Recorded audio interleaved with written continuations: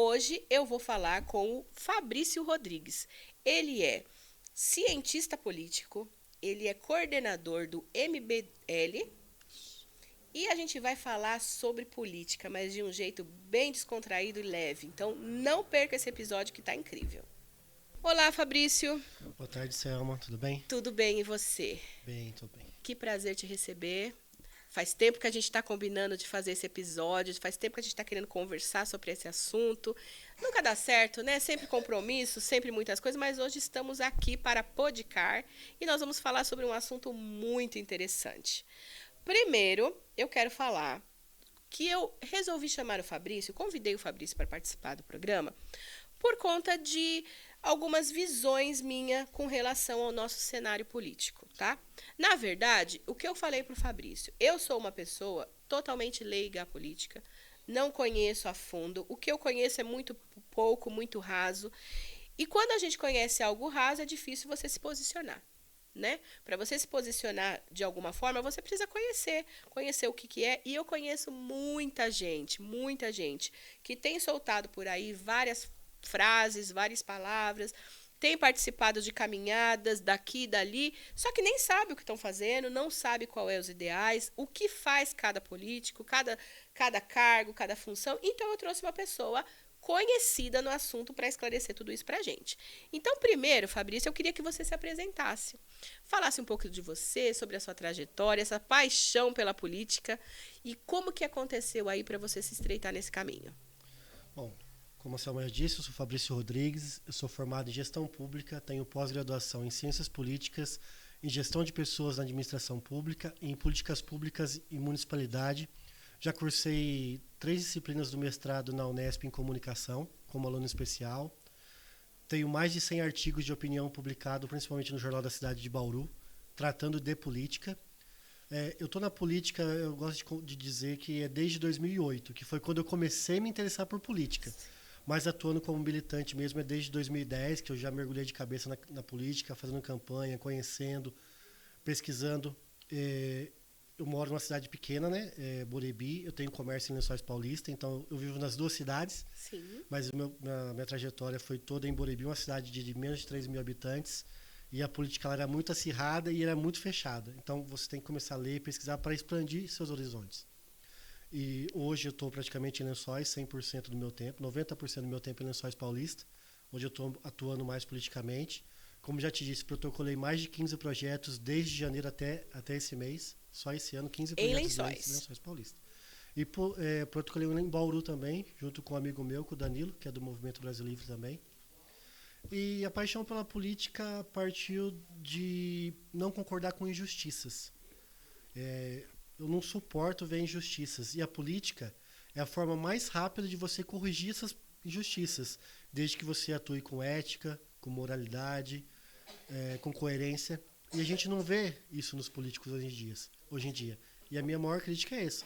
A política é a forma mais rápida de você corrigir injustiças, só que a educação é a forma mais eficiente. Então eu procuro sempre aliar as duas formas, por isso que eu gosto de estudar e gosto de militar na política. Certo. A gente tem muito político profissional, mas que não atua como profissionais. Entendi. E nós vamos conversar sobre isso, né? Porque eu achei um assunto muito interessante, porque como eu te falei, Fabrício, nós temos aí dentro do nosso sistema educacional uma falha muito grande nesse sentido, né? De falar sobre política de uma forma aberta, de uma forma informativa, para falar mesmo do que é, o que faz, como que faz. Até tem, mas não é algo profundo. Eu falo por mim. Falo por mim. Então, assim, para a gente começar, ele vai dar um resumão, assim, dos cargos políticos, né? Quem faz o quê? Porque penso eu que para a gente cobrar alguma coisa, a gente precisa saber de quem cobrar, aonde cobrar e quais assuntos cobrar, certo? Então, o Fabrício vai dar um resumão para a gente. Para você que não sabe, assim como eu, ou sabe mais ou menos, ele vai explicar os cargos que compõem o nosso.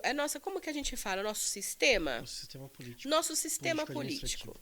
político. Quais são os cargos que compõem esse sistema? Para a gente fazer um resumo um pouquinho mais profundo, assim, buscar lá na origem, o sistema republicano que tem no Brasil hoje é baseado na tripartição dos poderes de Montesquieu, que divide os poderes entre executivo, legislativo e judiciário. Para a gente começar a falar mais, o que está mais próximo da gente, a gente vai falar de prefeito e vereador. Hoje, uma coisa que eu acho que é um escárnio, que é um absurdo que existe na política brasileira, as tais das emendas, que não tem só em Brasília, tem nos municípios também. A emenda é uma parte do orçamento que o vereador, entre aspas, se apropria para destinar para uma ONG, para um setor da prefeitura. Para quem ele quiser. Para quem ele quiser, desde que tenha registro, seja uma ONG, tenha CNPJ e tal, e preste contas desse valor. Tá, emenda é o valor. Emenda esse é o valor, valor. que... Isso. Tá. Por exemplo, o orçamento de Bauru hoje gira em torno de 2 bilhões de reais. Eu não consegui localizar a fundo qual que é o valor de emenda que cada vereador tem, mas esse vereador tem uma pequena fração desse valor que ele destina para ONGs, para eventos, para alguma secretaria da prefeitura mesmo. Isso, na verdade, já é uma invasão da competência do executivo, que o executivo está lá para executar o orçamento, que ele vai destinar os recursos para as políticas públicas. Por exemplo, Bolsa Família, falando no nível federal, Bolsa Família, no estado de São Paulo tem o Ação Jovem. Então, isso é uma política pública. Quem executa isso é o prefeito. O vereador, ele aprova leis. Mas, hoje, que a gente vê, praticamente 90% dos municípios do Brasil é o vereador invadindo a competência executiva através das emendas. E tem muito pouca produção legislativa. Se você pegar uma pauta de qualquer Câmara do Brasil, eu aposto com você que 80% dessa pauta vai ser indicação. Eu costumo brincar que não são vereadores, não é Câmara dos Vereadores, é Câmara dos Zeladores. Porque é indicação de lombada, indicação de guia, indicação de pintura de muro. Isso é papel do prefeito. O prefeito vai executar essas obras, não é papel do vereador. Ele pode sim fiscalizar. Prefeito, por que você não fez isso? Mas não ficar indicando. O que o vereador faz? O papel dele principal é fazer o quê? Na teoria, legislar e fiscalizar o executivo. Legislar... Criar leis. Criar leis. E fiscalizar o executivo. Fiscalizar como está sendo gasto esse dinheiro. Certo. E votar o orçamento municipal, que é onde eles colocam as emendas, as tais emendas. Certo. O executivo tem o papel de executar o orçamento público, que é aprovado entre agosto e novembro. Executar. Eu vou falar assim devagar, porque assim, lembra que eu falei, eu sou leiga, eu quero entender, eu quero uma aula aqui e eu quero também passar isso para vocês. Vamos lá. Executar o orçamento. Isso. Liberar o dinheiro. Exatamente. É aquele que vai lá pagar o que foi pedido. Isso. O orçamento público é dividido em 3 partes. Certo. Que é o plano plurianual, Okay. que é o planejamento para 4 anos da gestão. Ok. A LDO, que é a Lei de Diretrizes Orçamentárias. Certo. E a LOA, que é a Lei Orçamentária Anual. Certo. O plano plurianual é o que vai planejar os 4 anos. A lei orçamentária anual é o projeto de lei que vai definir o valor dos recursos. E a LDO é a forma que você vai gastar esses recursos. Por exemplo, 500 mil reais vai ser para construir um ginásio de esporte. Certo. 2 milhões de reais vai para a saúde. Vai dividindo. Por exemplo, Bauru hoje tem um orçamento de 2 bilhões de reais. Certo. Para fazer... Gerir a cidade toda. Gerir a cidade. Exatamente. 2 bilhões. Esse é o papel. Esse papel de votar o orçamento é do Legislativo. E o papel de mandar o orçamento para a Câmara é do Executivo. Que é o que vai executar a Lei de Diretrizes Orçamentárias. Ok. Aí ficou mais claro, né? Ficou mais fácil da gente ir estreitando a conversa. Vamos trazer para a residência. Tem o esposo e o marido e a mulher. Eles têm cada um orçamento, vamos por lá, 3 mil reais de cada um por mês. O marido leva o dinheiro e a esposa executa os gastos. Executa os gastos. Administra os gastos.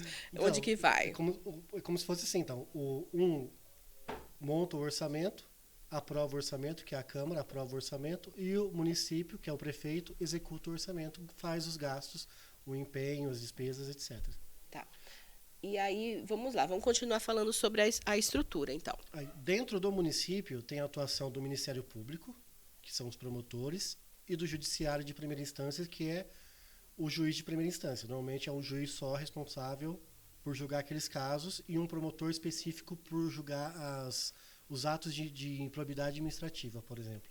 Você tem uma denúncia, vamos supor que você descobre que numa escola compraram, vamos supor, 10 ar-condicionados, 10 aparelhos de ar-condicionado, e o valor é 2 mil, mas pagaram 3 mil. para quem que você vai fazer essa denúncia? Você vai lá no Ministério Público, por promotor que é responsável por improbidades administrativas. Tá. E aí é o Ministério Público que Que faz a denúncia. que faz a denúncia e vai investigar, não. Aí quem vai investiga investigar? A polícia civil, no caso, porque é estadual, e quem julga é o juiz. Certo. Então, vamos resumir. Vereador cria as leis, vota o orçamento e fiscaliza o executivo. Executivo manda o orçamento para a Câmara aprova e ele executa todo o recurso. O orçamento é o quê? É o dinheiro que o município tem para gastar durante o ano. Uhum. E judiciário no município é o juiz de primeira instância e o Ministério Público são os promotores. Uhum. Isso a nível municipal. O que eu quero com isso, Fabrício, que você esclareça? Porque lembra que a gente fala, na nossa cidade mesmo de Bauru, a gente tem muitos problemas como toda cidade, né? Como toda cidade, enfim. Mas eu percebo uma deficiência na população, no cidadão, de assim, aonde recorrer, aonde reclamar tais direitos, vamos dizer assim. Às vezes a gente vê reclamações na internet, principalmente, em cima de determinado cargo, em cima de determinada pessoa, só que não sabe o que acontece com todo o sistema, de quem realmente foi o erro, tá? Não estou falando aqui e não estou defendendo ninguém, certo? O que eu estou falando é que quando a gente vai cobrar alguma coisa, a gente precisa saber aonde cobrar, de quem cobrar, certo? Sim. Por exemplo, eu quero que você me deixe claro, não só para mim, mas para quem está assistindo. Quando eu vou denunciar ou pedir explicações, ou quando eu vou cobrar um vereador, eu vou cobrar ele do quê? De leis, isso. De projetos, perfeito? Por exemplo, a gente tem o que a gente chama de mecanismos de controle social. Certo. Por exemplo, dentro da prefeitura, você vai ter uma ouvidoria para você fazer reclamações e cobranças, mas todo cidadão ele pode protocolar um requerimento de informações em qualquer órgão público. Certo. Se você tem alguma reclamação para fazer a respeito do trabalho do vereador, uma cobrança, você pode fazer um requerimento, protocolar ele na Câmara, e a Câmara tem 30 dias para te dar uma resposta. Certo. Se em 30 dias ela não te der a resposta, ou te der uma resposta de qualquer jeito, que não te agrada, você pode procurar o Ministério Público e fazer a denúncia com base na Lei de Acesso à Informação. Interessante isso. Então, se eu tiver alguma reclamação com algum projeto que não foi feito, que foi, enfim, que está sendo feito que eu estou achando que não está legal, que não está sendo feito da forma que foi prometido, eu posso ir fazer essa denúncia na prefeitura. Qualquer cidadão pode. Na ouvidoria. Primeiro você vai fazer um requerimento solicitando informações. Explicações. Isso. Tá. Aí, com base na informação que você recebeu, se você achar que é uma informação mentirosa ou que está faltando informação, você pode cobrar novamente a prefeitura ou você pode fazer denúncia direto no Ministério Público. Isso acontece com qualquer cargo, Fabrício? Cargo. Por exemplo, a gente quer explicações sobre gasto da prefeitura. Exatamente. A gente vai lá nessa ouvidoria e pede, como cidadão. Por exemplo, tem um caso aqui em Bauru que eu acho que é um absurdo, moralmente, não estou falando que é criminoso. Tá. Mas, por exemplo, tem um prédio alugado para 3 secretarias, uma, se não me engano, é de planejamento, no valor de R$95 mil por mês de aluguel. Uhum. Um total de R$3 milhões. Eu não acho que é ilegal o contrato, até porque eu não sei. Certo. Mas, como gestor público, eu acho que moralmente é errado. Com R$3 milhões você consegue facilmente construir um prédio. Um prédio. Entendeu? Por exemplo, se você, como cidadão, você quer cobrar desse contrato, você pode fazer um requerimento de informações, protocolar na prefeitura e pedir a cópia integral do processo licitatório. E você tem acesso. Assim, tipo, qualquer pessoa pode ter esse acesso. No portal da transparência, você tem acesso ao número do contrato, ao nome do locatário, o nome do órgão que fez a locação, o valor do contrato. Mas se você quiser saber como que ocorreu todo esse processo licitatório, no caso a dispensa de licitação, você pode ir lá e solicitar todo o processo de dispensa de licitação. Se foi feita alguma cotação em outros lugares, qual é a empresa, qual é o nome do sócio, qual que foi o contrato na íntegra.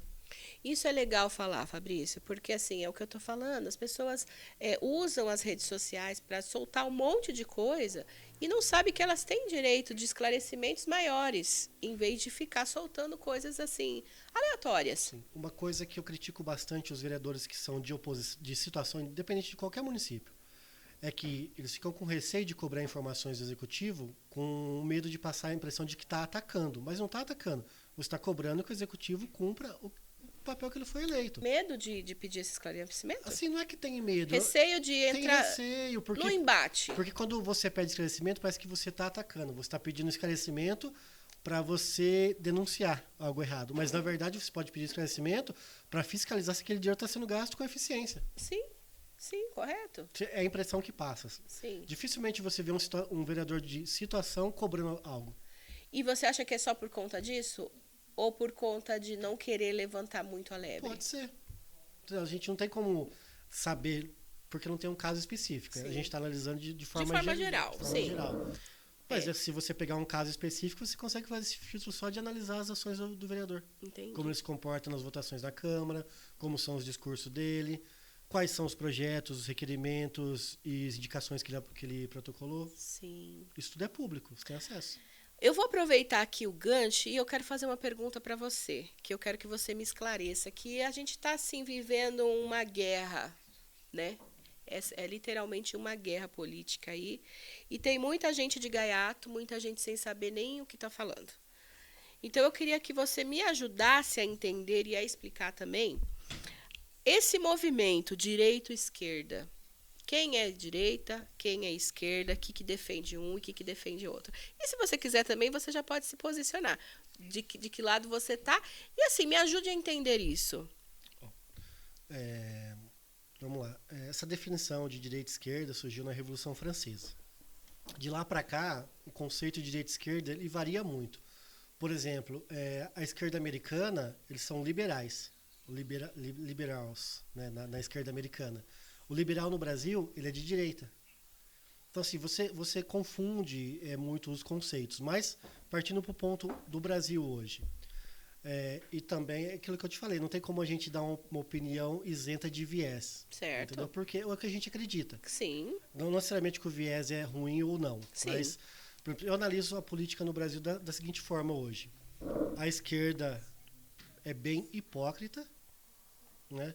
Que ela diz defender as minorias, mas na verdade não defende. A esquerda hoje no Brasil, ela segrega a população, porque a partir do momento que você divide a população em minorias, maiorias, branco, preto, católico, evangélico, umbanda, quando você trata segregando a população, você acaba discriminando.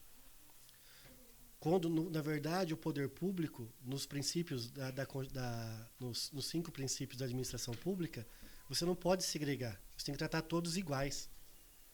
Que são equidade, moralidade, publicidade. Nossa, fugiu os outros 2 agora, deu um branco aqui. Mas são 5 princípios da administração pública, o LIMP. Legalidade, impessoalidade, moralidade, publicidade e equidade. Então, Tá. partindo dos princípios da administração pública, você tem que tratar todo mundo igual. E a esquerda, ela acaba segregando. E quando você segrega, que você divide, você automaticamente já está sendo preconceituoso ou criando algum empecilho. Então, eu gosto de tratar, na gestão pública, todo mundo tem os mesmos direitos, todo mundo são iguais. Tá, então assim, pelo que eu entendi, você se declara direita. Isso, de direita. Direita. Então vamos agora no contrário, no direita. Você me diz que a esquerda segrega e a direita? A direita, assim como na esquerda, tem várias ramificações dentro da direita. Não tem como você juntar nesse potinho da esquerda e nesse potinho da direita, até porque dentro da esquerda também tem os movimentos mais radicais e os mais ponderados. Então, na direita hoje, o grande campo da direita hoje é o bolsonarismo, que na teoria é fantástico, na prática é mais um bando de hipócritas. A gente vê os caçadores de likes. Se você pegar a produção legislativa dos deputados do PL hoje, que a maioria são bolsonaristas, é praticamente nula. Só você comparar, pode comparar. Eu faço parte do Movimento Brasil Livre, que é o movimento que se opõe tanto aos 2 polos populistas hoje do Brasil, que é o petismo e o bolsonarismo. Então, assim, na teoria, a direita ela parte mais de dar prioridade para os direitos individuais das pessoas, direito à propriedade, que na esquerda não existe propriedade. Na esquerda o socialismo prega que não existe, que você não tem direito de ter a sua casa. A sua casa é de todos, são da maioria da população. Isso daí é um pouco complexo para mim, na minha Quanto cabeça. mais você vai mais a fundo, mais complexo fica. Porque assim, a gente está falando de dois movimentos que, como você mesmo usou, dois movimentos hipócritas. Exatamente. Porque na teoria é muito lindo. Na prática não acontece. Na prática, na verdade, acontece um terceiro aí, que é a mistura dos dois. Exatamente. Né? É claro que você não pode colocar como se ninguém prestasse em nenhum campo. Sempre vai ter aqueles que se destacam, as exceções. O que mesmo, por exemplo, mesmo uma pessoa que eu não concorde com o que ela fala, mas se ela quer fazer um Brasil melhor pelo que ela acredita, eu vou respeitar. Mas tem aqueles que não querem fazer um Brasil melhor. Eles querem fazer o seu bolso maior. Que é o que a gente vê hoje. Dos dois lados, Dos né? dois lados. Dos dois lados. Fabrício, você como um estudioso, você aí já está desde 2008, né? Aí dentro desses estudos, depois militando desde... No MBL eu estou desde 2021. 21.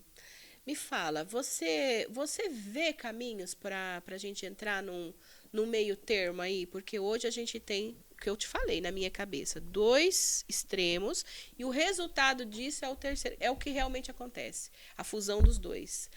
Na minha cabeça, não existe a direita e a esquerda, porque os dois lados estão hipócritas, os dois lados estão defendendo algo que não é a realidade. Então, na sua opinião, nos seus estudos, no que você vem acompanhando, você acredita que a gente consegue chegar em uma realidade de fato, não só nos likes, como você disse, nos discursos bonitos, nas caminhadas, mas de fato a gente consegue chegar num Brasil equilibrado? Sim, consegue. Mas existe sim direita e esquerda no Brasil, tá? Isso que assim, no que final, você não consegue assimilar. Isso, no final acaba sendo igual para mim. Para mim que sou leiga, que não estudo essa parte, enfim. Porque eu converso com direita e converso com esquerdistas. E os dois têm discursos lindos, mas na prática não é assim que acontece. Por exemplo, hoje o que a gente vê no Brasil. Primeiro eu vou fazer mais um resuminho aqui. A esquerda, a gente vê a esquerda passando principalmente a mão na cabeça de criminoso.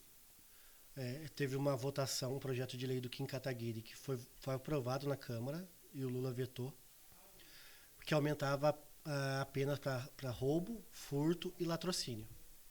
A esquerda não votou, tentou obstruir o projeto e o Lula acabou vetando. Você acha que um projeto desse é ruim? Mas a gente está falando também que também acontece isso do outro lado. Um projeto que foi votado e aprovado por petistas e bolsonaristas. Tem a lei de improbidade administrativa, certo? A lei de improbidade administrativa, ela punia todo e qualquer mal feito do poder público, independente de ser com dolo ou por incompetência. Essa lei foi aprovada, eu falo que foi um afrouxamento da lei de improbidade administrativa, porque petistas e bolsonaristas votaram para você reduzir o poder da lei de improbidade administrativa. Hoje, se o prefeito aconteceu um mal feito na prefeitura e desviou lá 10 milhões de reais, se ele provar que ele não fez por dolo, que ele não foi por querer, que não foi mal intencionado, que foi incompetência... Foi por um acaso? Foi uma incompetência. Ele não é punido. Ah lá.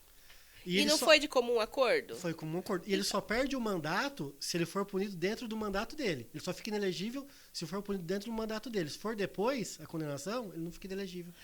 Não com base na lei de improbidade administrativa. Pode ficar com base em outras leis. Você conseguiu entender qual que é o meu posicionamento, o meu pensamento de uma pessoa que está fora, que não é nem direita nem de esquerda, porque eu não consigo entender esse movimento. Você está me falando aqui o resumo do que a gente acabou de falar. Em comum acordo, eles acharam um negócio assim que... Você entende? Os dois, em comum acordo, votaram numa coisa que favorecia quem? Eles. De igual. Tudo isso acontece no Congresso hoje. Claro, tem gente picareta, tem gente sem vergonha em todo lado. Mas grande parte disso é pelas tais emendas, que é um escárnio, que para mim é um absurdo. Você acha que o problema está aí? Está aí, porque se não tiver emenda, hoje, se eu não me engano, eu não tenho que confirmar o valor exato, mas é algo em torno de 50 bilhões para o ano que vem, ano de eleição. Entendi. De emendas que os deputados vão ter para mandar para os municípios. Entendi. E essas emendas o executivo libera, porque é uma compra, entre aspas, do voto do parlamentar no projeto que o presidente quer. Então, na sua opinião, a gente começa por aí, acabando com isso. Acabando e com as existe, emendas, pelo menos, assim, alguém propondo isso para se acabar? Deputado federal Kim Kataguiri. Não só esse, como vários outros projetos. E como anda isso? Tá travado. Mas tem uma PEC, que é um projeto de emenda à Constituição, para acabar com os super salários. O que é um super salário? O teto constitucional hoje é R$44 mil. Aí, para você pagar mais por servidor público, no caso, principalmente da Suprema Corte, dos ministros, você começa a dar os chamados penduricários, que é um reembolso de alguma coisa ali, uma indenização lá. Tem ministro que chegou a tirar, juiz chegou a tirar contra-cheque de R$1 milhão, com indenizações do passado e tal. Então, essa lei sendo aprovada, essa PEC sendo aprovada, você acaba com super salários. Você vai poder pagar recebe R$44 mil, não vai receber mais nada. Só com o corte dos super salários dá uma economia de R$15 bilhões por ano. Fabrício, e como que a gente vai conseguir fazendo isso? Colocando as pessoas para entenderem a gravidade disso, conhecendo o que é, a responsabilidade de cada um. Por exemplo, o ano que vem, a gente tem a oportunidade de trocar 100% do Congresso Federal, da Câmara Federal, e 2/3 do Senado Federal. Porque se você olhar para cada deputado que está lá hoje, eu consigo 2 ou 3 que eu realmente falo que são bons. Senado, sinceramente, eu não vejo um senador hoje que eu falo Troca todo mundo. Esse cara merece meu voto. Troca todo mundo. Por exemplo, você sabe quem são os senadores de São Paulo hoje? Não sei. Mara Gabrilli, astronauta Marcos Pontes, e o outro senador que eu estou no meio da política, eu não lembro o nome dele, que era o suplente do Major Olímpio que faleceu na Covid. Jordano, se eu não me engano. O que eu quero com esse podcast com você é isso. Vocês, para quem está assistindo, entendeu. Eu não sei nada de política, nem gosto, porque na minha cabeça tudo funciona muito complicado. Eu queria trazer informações mais claras, mas eu acho que não sou só eu que fico assim nessa confusão. Eu acho que tem muita gente que não sabe realmente. E aí a gente deixa na mão das pessoas decidirem por nós. Então, como você falou, se a gente tem eu não sei nem quem são as pessoas, eu não sei. Eu sei quem é a nossa prefeita, Malemar também, porque eu tô aqui dentro. Mas olha que grave que é isso. Muito fácil você ir na rede social e ir lá falar isso, xingar aqui, xingar ali, dar a sua opinião, mas na hora de votar, na hora de participar, não fazer o que tem que ser feito. Por exemplo, você falou como que a gente vai resolver o Brasil, né? O primeiro ponto é você partir de uma nova Constituição Federal. A Constituição de 88 falhou. O propósito dela não foi atingido. A Constituição nossa hoje ela é cheia de remendos porque vira e mexe tem PEC, Projeto de Emenda à Constituição. Só para você ter ideia, a gente tem que colocar salário de servidor público na Constituição para garantir que ele vai ser pago. Então, isso é um absurdo para mim. Isso não entra na cabeça. Segundo ponto, a gente tem hoje em torno de 25 milhões de pessoas que vivem em estados dominados pelo crime organizado. 25 milhões de brasileiros não têm acesso ao que o poder público pode oferecer, porque o poder público não pode entrar lá. Então a gente necessita de alguém que entre lá e que tenha coragem de declarar guerra ao crime organizado. A gente tem que parar de tratar criminoso como ser humano, porque ele não é ser humano. Essa pessoa tem que passar, no mínimo, a vida inteira na cadeia. E tem que trabalhar quase como escravo para pagar a sua alimentação. Porque nós não somos obrigados a pagar a alimentação de vagabundo criminoso. Esse é um ponto muito importante. Terceiro ponto, tem que fazer reformas estruturais urgentes. A gente tem que acabar com esse monte de cargo, de cabide de emprego que não serve para nada. A gente tem que reduzir o número de deputado, que vira e mexe tem deputado em escândalo de corrupção. Por exemplo, você acha que o Acre, com todo respeito ao povo do Acre, tem que ter 3 senadores igual São Paulo tem 3 senadores? Olha a representatividade. O deputado e o senador de São Paulo têm menos valor do que o deputado e o senador do Acre, porque eles representam menos pessoas. Então, assim, são escárnios que acontecem no Brasil que a gente tem que acabar. Por exemplo, um município com menos de 10 mil habitantes, no máximo 3 vereadores.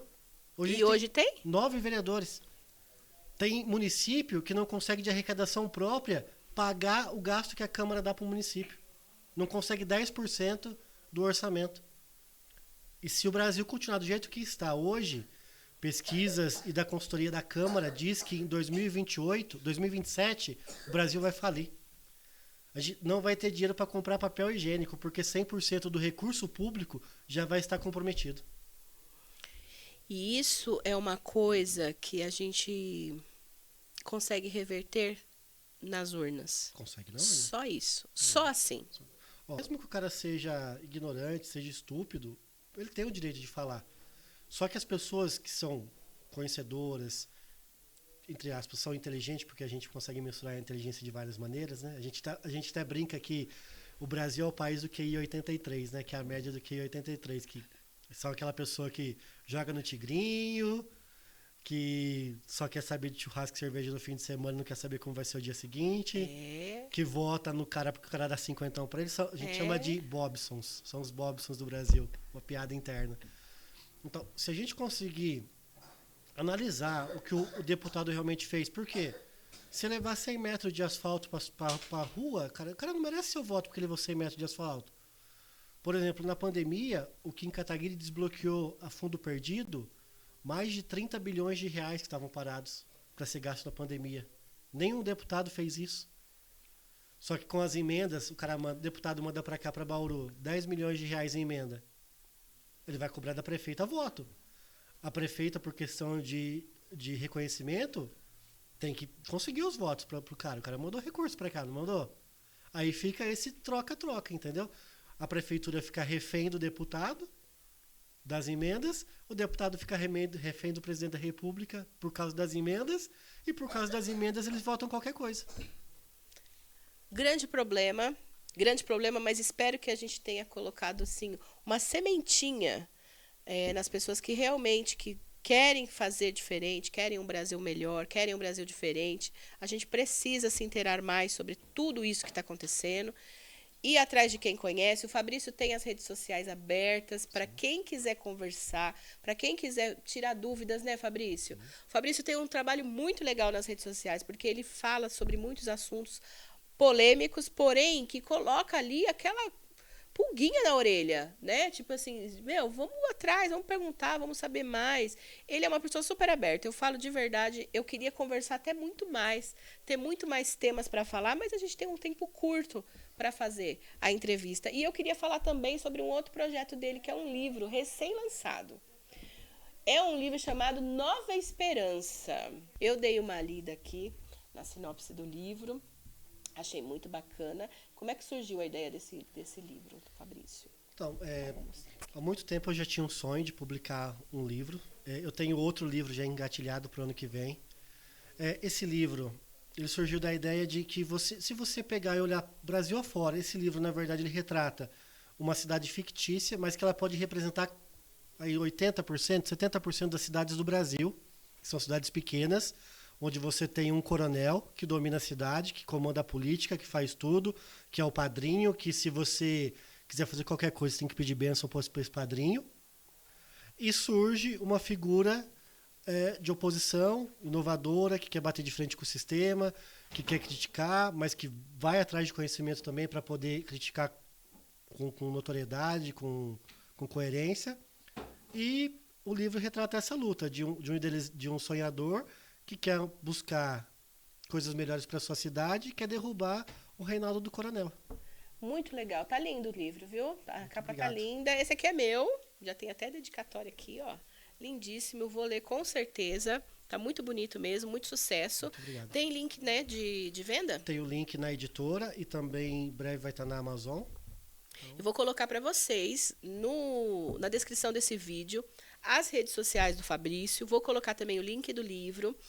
E sigam o Fabrício, muito sucesso na sua caminhada, que você continue protocolando e conseguindo, né, avançar aí na sua carreira política. Você tem uma história muito bacana, a gente já se conhece há muito tempo.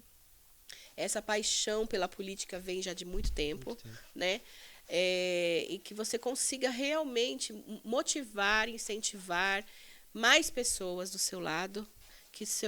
Você tem canal, Fabrício? Tem canal no YouTube? Tem canal no YouTube, é pequeno, assim, falta colocar mais vídeos, então assim, às vezes Por causa da correria eu não consigo editar, né? Porque eu faço tudo sozinho também, né? Sim. Tem uns amigos que ajudam do próprio Movimento Brasil Livre, mas é voluntário também, né? Então, assim, não tem como ficar cobrando, então eles ajudam quando pode, eu agradeço muito.